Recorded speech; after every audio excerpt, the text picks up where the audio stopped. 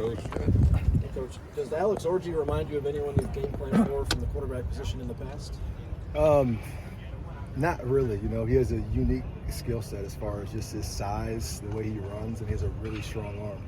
So the guys we game planned against last year, no one comes to mind. You've had a bunch of defensive transfers who've come in and done really well. A lot of schools, they bring in transfers, and not everyone sort of makes it. What about your system and how well you've taught these guys has allowed like 6 guys to come in, not only start and play really well so fast? Yeah, I think it's really unique to those guys, not really the scheme. I think those guys could have gone anywhere and they would have had the impact that they had here. Those are just high character guys. They do everything the right way on and off the field. And before we even talked about scheme, like they had an immediate impact just in our locker room. I think it started there and then it trickled down to the field. Coach, Donovan Edwards has gone off to a slow start this season, but what challenges does he pose for you guys? Man, he has great vision. You always have to be prepared for him to cut the ball back. Great size, great speed. He's a really good back, and we know that he can get it going at any point in time.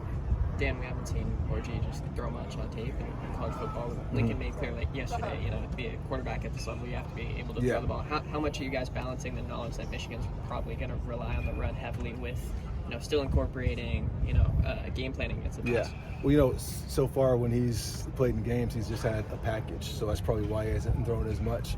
Now that he's going to be the starter, you have to prepare for that package, but you also have to prepare for their offense. So it just makes more that they can do. Is it challenging at all, knowing that you've only seen that package on film and the unpredictability of knowing what else could come with him being the starter now? Always, yeah. You have no idea what they're going to do, what they're going to game plan. At the end of the day, we just have to play our rules and play our style of ball. Did you find when you went back and watched the film from a couple weeks ago that there were things you guys did well to limit the quarterback run? There was, and there's also some things that we need to improve on that Michigan probably saw that they're like, all right, we can capitalize on that. Knowing that they have, when they have passed this year, they've relied heavily on Colston Loveland in the tight end position. Not knowing his status, does that change game planning at all? How are you guys kind of handling that? Always have to prepare like he's going to play, and then if he doesn't, you just have to see, how they adjust. Do they plug and play the next guy in, or is there a next guy that they feature? Where's Kamar Ramsey taking a step forward, a second year in your system? I would say just communication and just being more vocal on the field. He's very, very smart, and just with him being in a situation where he was the only one who knew the defense, it kind of forced him to kind of talk a lot more. And now that we're in camp, you see that paying off. He's out there taking charge, and he's just more vocal than he has been in the past. Last changes during practice when you're game planning for a running quarterback? You just have to be prepared for him to be able to run the ball at all times. So all of their run schemes, it just adds an extra element to it. So we really have to be disciplined. We really have to make sure we're doing our job at all times. Dan, What's the general feel kind of the defense going into this week compared to maybe that week going into that first game against USC? Just kind of vibe through you guys.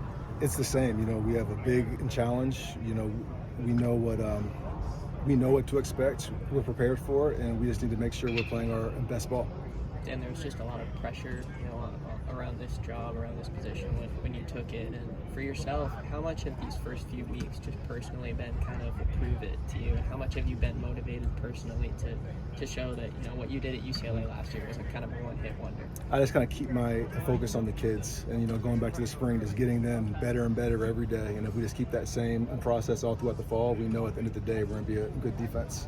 How would you analyze where Bear Alexander's at right now? He's getting better and better every day, just with his knowledge of the scheme and just his overall execution of it.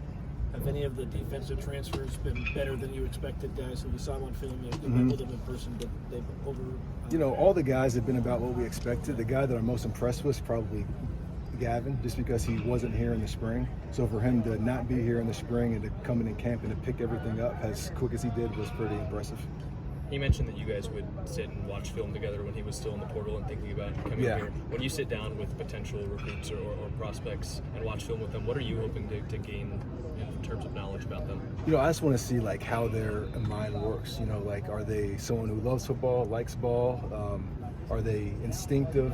Just what their football IQ is like. But at the same time, I want them to have a good idea of how they're going to be used in this game. What did you learn about Gavin specifically during that process then? Just how smart of a player he was. Now, again, I didn't expect him to pick up everything as quick as he did, but coming into it, you knew that he was smart. Let's do one more. If you guys used anyone in particular just to game plan against, from kind of a scout team quarterback to impersonate, Orgy? I didn't. Have you guys used anyone in particular to kind of game plan against, to impersonate Alex Orgy just on the scout team? We have not. We have multiple scout and quarterbacks. They all have different skill sets. We've just been going with those guys. Thank you, Coach Lynn. Thanks. Thank you, guys.